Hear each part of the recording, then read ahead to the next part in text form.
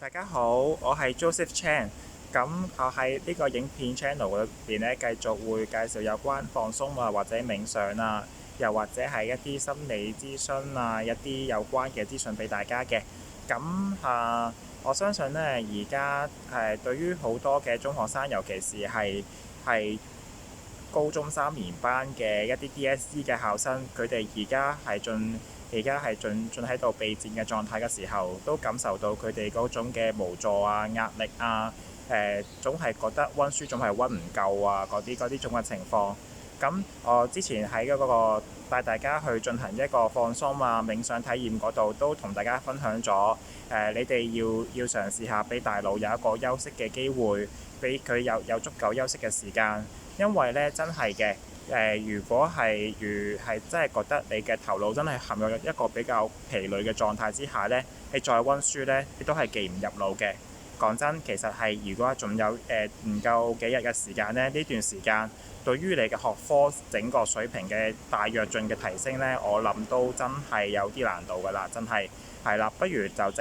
俾個大腦休息下，接納翻自家而家呢個水平。咁就俾佢有一個充足嘅休息，即係唔係話叫大家唔好唔温書啊？你都係繼續要温書，但係温書之下呢，亦都要俾自己俾自己個大腦，俾自己大腦以下，我哋自己嘅內心嘅感覺有一個比較良好嘅正面體驗。即係可能有時候去下，即係可能我而家身處呢個環境啊，可能而家好似一個庭園嘅 feel 啊，又或者揾一個。你覺得，因為我坐喺呢一個庭園嘅 feel 裏邊呢，都係感覺到都係比較恬靜啊、放鬆啊。咁大家亦都可以揾自己一啲熟悉令自己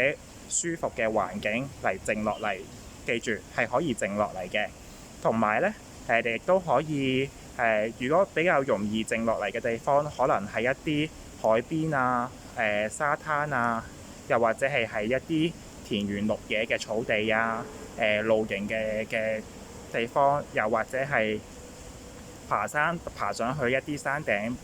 觀賞一啲美麗嘅風景，都係有助於我哋恬靜落嚟嘅。記住呢段時間雖然話係一個最緊張嘅時間，你亦都係要俾大腦一個平衡翻嘅狀態，因為平衡俾自己嘅大腦有一個平衡嘅狀態。你嘅大腦舒緩咗落嚟，心情舒緩咗落嚟嘅話呢，你自己你哋去上場去考試作戰呢，亦都係有一個比較好嘅發揮嘅狀態。我相信如果你喺臨場嗰度有一個最好嘅狀態去作戰嘅話呢，你哋嘅表現呢，我相信比起一啲開夜車啊，繼續去俾自己嘅腦唔俾佢唔放過你嘅大腦，繼續去攰落去嘅話呢，我相信呢。你哋嗰個狀態一定會加分嘅。咁最好嘅狀態，咁就算你冇一個好嘅狀態去作戰，即使你有幾有平時嘅你嘅水平有幾咁高都好，你都係會打到折扣嘅話，咁唔值得啦。咁樣係咪？如果 like 嘅話呢，如果你支持我所講嘅嘢嘅話呢，咁就繼續俾 like 我啦。好，繼續見，拜拜。